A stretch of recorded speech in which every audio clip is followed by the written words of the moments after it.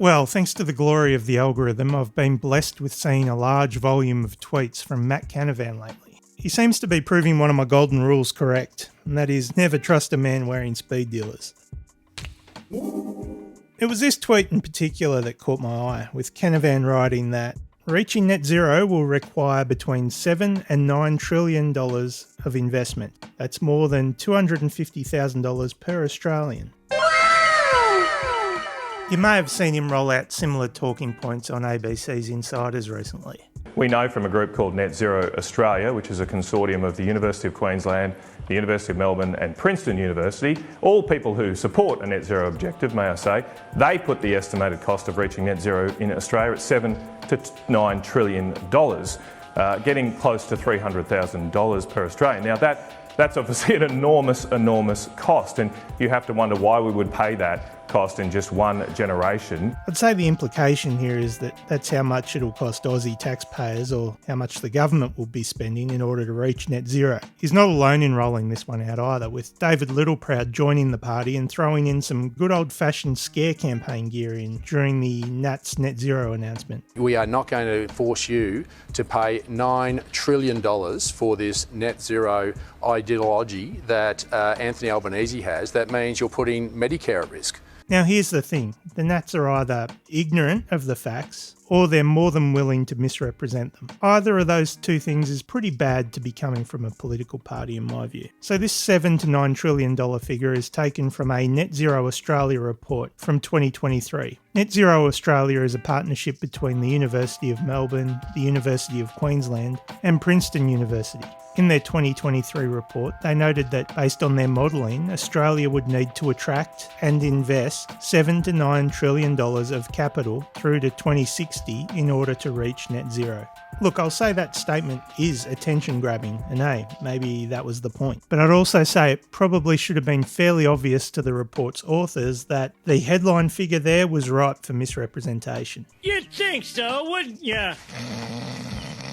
Anyway, given this statement, why is it inaccurate then to suggest that achieving net zero will cost Australia $7 to $9 trillion, and that in doing so it'll put things like Medicare at risk?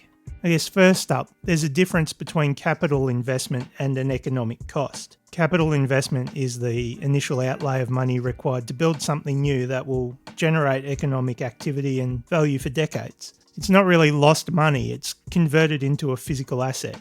And a key point is that the capital investment referred to here is the entire capital investment. It's everything. Investment from private companies, individuals, as well as state and federal governments. To try and pass this figure off as how much it will cost Australians, or how much the government will have to fork out, is more than misleading, it's blatantly false. The reality is that massive slabs of the $7 to $9 trillion in capital investment would be coming from private companies, investing in various aspects of the energy transition. Companies from here and overseas. These investments could range from private energy providers building solar farms for profit, through to individuals switching to electric vehicles when they're in the market for a new car, or people whacking solar panels on their roof. This $7 to $9 trillion figure includes everything. What's more, and this is another important point, a lot of this investment will be required regardless of whether we pursue net zero or not. It includes a lot of spending that would be considered business as usual. Spending that needs to happen regardless of whether or not we power our TVs using woke or not woke electricity.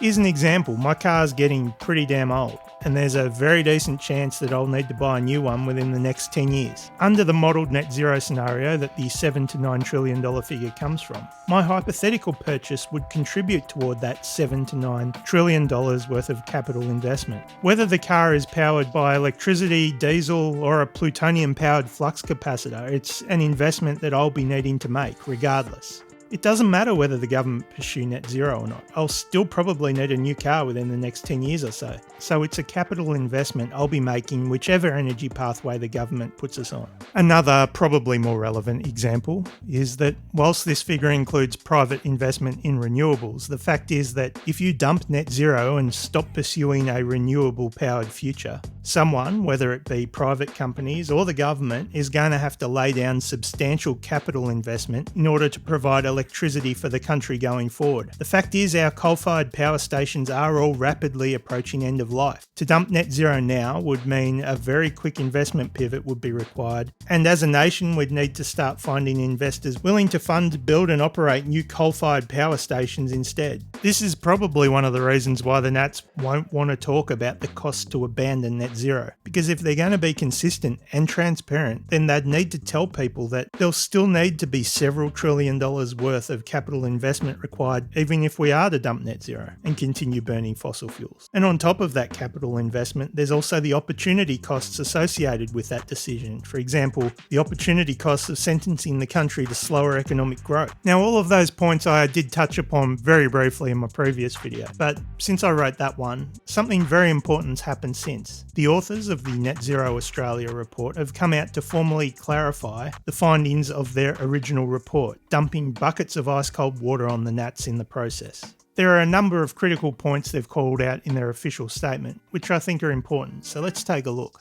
In their statement, they say that different individuals and groups have been misrepresenting key cost estimates from the Net Zero Australia project as the cost of Australia reaching net zero. These misrepresented costs have typically ranged from $1.5 trillion to $9 trillion. Gosh, I wonder who they're referring to.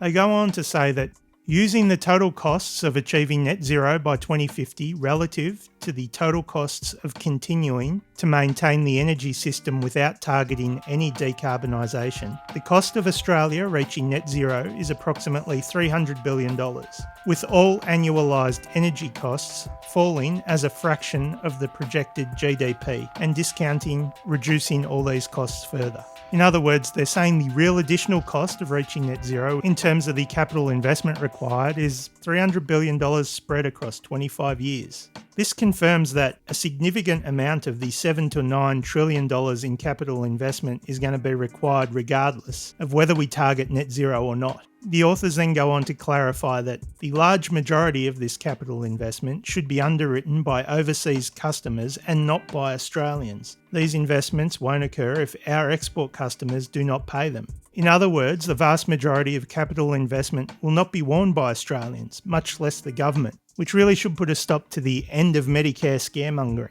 I think though it also highlights the risk. And like I've said previously, in my opinion, probably the biggest threat to Australia reaching any sort of emissions targets is the lack of bipartisan support. When you have the opposition making a bunch of noise about abandoning the whole thing, all that does is seed doubt in the mind of investors, which is really not what you want when you're trying to attract investment in the first place. The authors also clarify that operating costs and fuel costs are additional to capital investments and are most significant in fossil fuel intensive energy systems. Considering only capital investment therefore understates total costs, particularly for existing systems that feature substantial fossil fuel use. In other words, when they've looked at capital investment for existing systems, they haven't factored in the costs of the fossil fuels that are burnt to generate energy, meaning that total costs for the scenario under which net zero is not pursued is understated. Look, a coal-fired power station is not much use without the coal to burn, but I do understand why they didn't include the operating costs and fuel costs in their original report. Those things just aren't capital investments. In the accounting world, there's capital expenditure or CapEx and operating expenditure or OpEx. Just looking at the capital side and ignoring the OpEx means you're also ignoring the potential OpEx savings.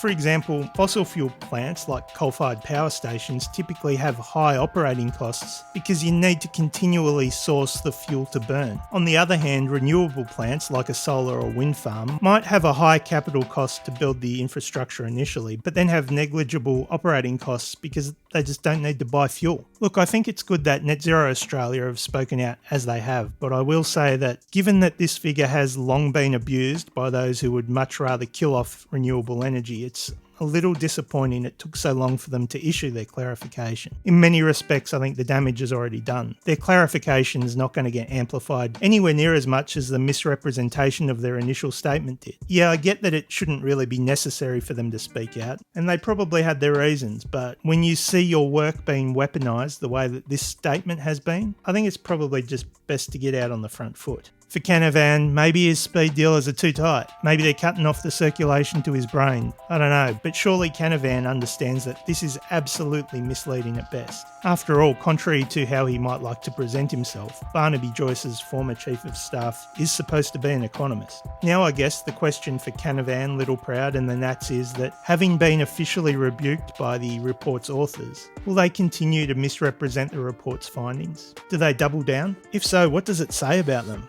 What does it say about their willingness to debate the energy transition in good faith? Why do they feel the need to distort facts to try and put forward a case? Don't forget to like, comment, and subscribe.